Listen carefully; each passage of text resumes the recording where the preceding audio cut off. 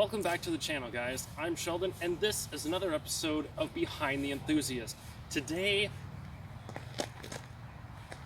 I might have done something bad. I kind of traded in my Suzuki for this. I should probably go change. I'll be right back.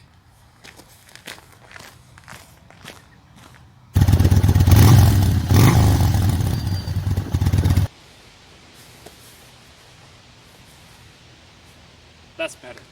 So to start things off, this is a 2021 Harley Davidson Street Bob 114.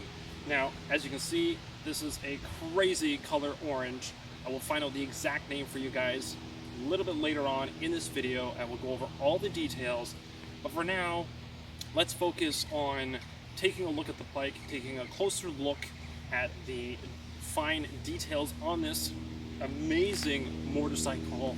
And I'm going to take it for a spin as well and give you guys my first impressions of this bike, and we're going to forget about my Suzuki for this entire episode.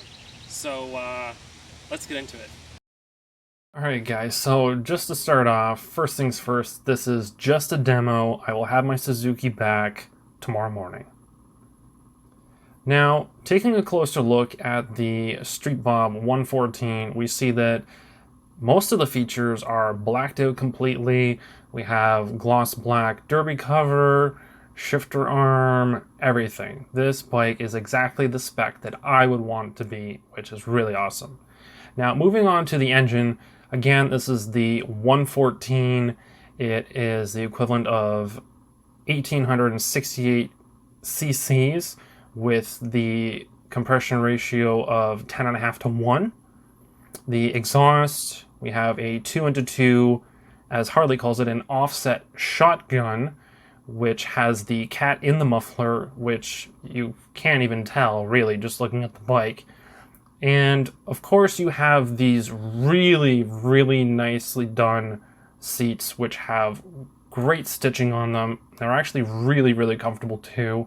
And it is also set up for riding with a passenger, so you have your pegs as well, so you don't have to buy any additional stuff. And then you have these mini apes, which give you the fist in the air feeling, as I will demonstrate right here.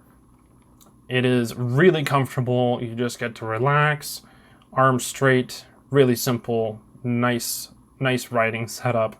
Now the tack, there are so many different displays here. Literally, you have all the bells and whistles, RPM, low fuel, like the whole fuel gauge, everything, the clock. There's so many different settings to go through. I went through all of them and I was not disappointed at all. Now, moving on to these rims, which are black steel laced. You have a 19-inch in the front and a 16 in the rear. And of course, this amazing paint job, which is actually Baja Orange with the famous #1 symbol on it. And getting in a little bit closer here, you guys should be able to see the fine details in the black, and it is really, really nice. Now, the headlight is an LED, and it actually has the bar and shield logo stamped into the middle, which you cannot see when the light is on at night. It literally just disappears. That light is so bright, and I will show you guys in just a second. So the rear lights, they're not LED, they're the standard bullet turn signals, which I love. It's very classic, very clean, still very visible, so I love that. And of course, here is the headlight, which is absolutely blinding. I didn't even have to use the high beam, really. I did try it, and it literally lit up so much of the road. It was just excessive, so there was no reason for you to miss anything coming up on you. Now, the exhaust, the recording wasn't the greatest, so I apologize in advance.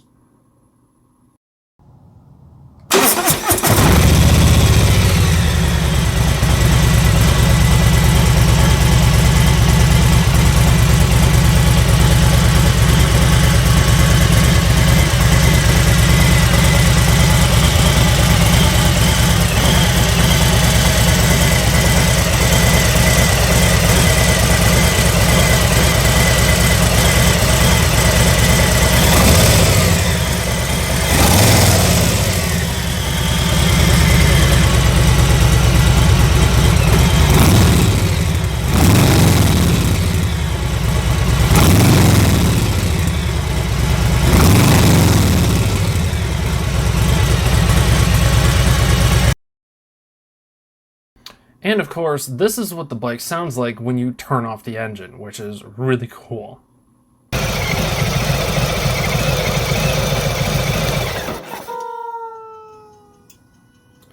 Now, here I am getting ready to go out for a ride on the bike. Now, here's the thing.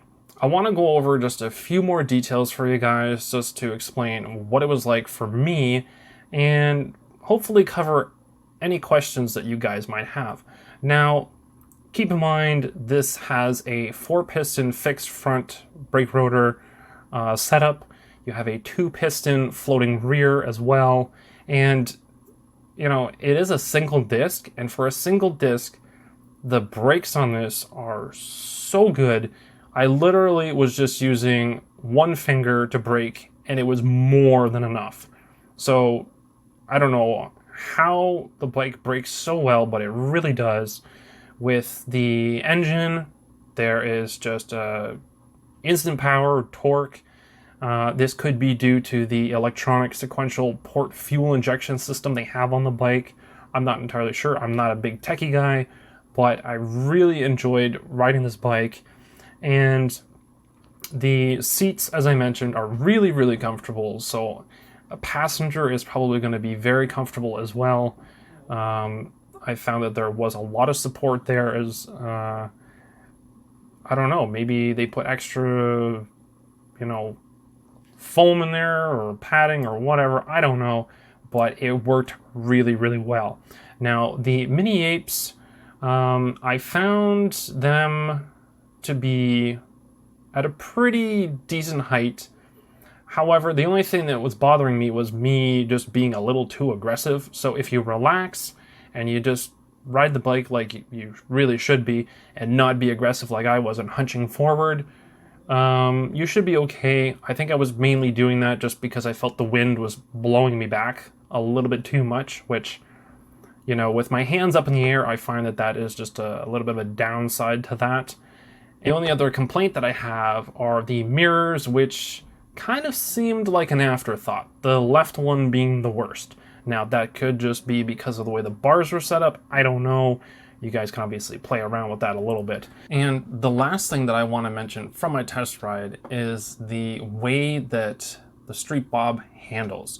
Now, in 2018, they had a makeover of the lineup of Softails, and this involved a new frame, which is really, really well done.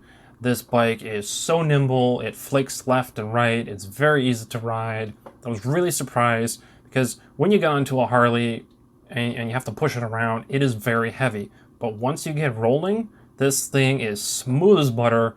So that was really surprising. I really liked that about the bike.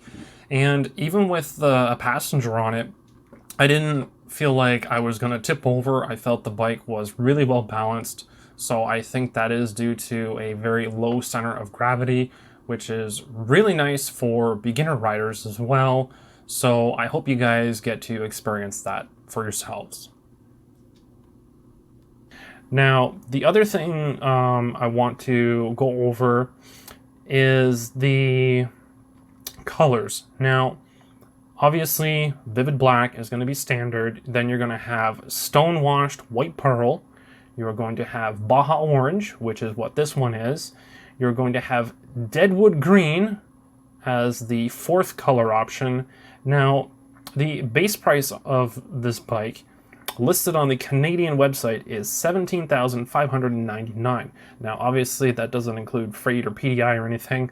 And in order for you to get anything other than vivid black, you have to tack on an extra $450. Now, this is just based off the website. So obviously, if you go into a dealer, the prices will vary. And a few other things to mention. You have an adjustable monoshock, which really comes in handy. I didn't have to touch it personally. I found that the bike was perfectly set up for me when I went over train tracks, that sort of thing. It actually handled most of the bumps really, really well. So I was really happy with the suspension. It was really nice. And if you guys are wondering, ABS and security are standard on this model. Now, as I said, this is a demo, so I will post some photos of the other one, the other bike, the other Street Bob that we have, which is in vivid black. This one is not a demo. It is for sale at the moment as of recording this video, but bikes right now, due to the demand and low volume, are going super fast, and hopefully they don't sell before I post this video. Well, what'd you guys think of the 2021 Harley Davidson Street Bob 114? Any thoughts? Leave them down below in the comments section, and if you guys like this video, be sure to smash that like button so that I know that it's working, and why not subscribe? It's a great time to do it. I'm going to be doing more of these reviews whenever I can. So that's it for me, guys, and I will catch you in the next one.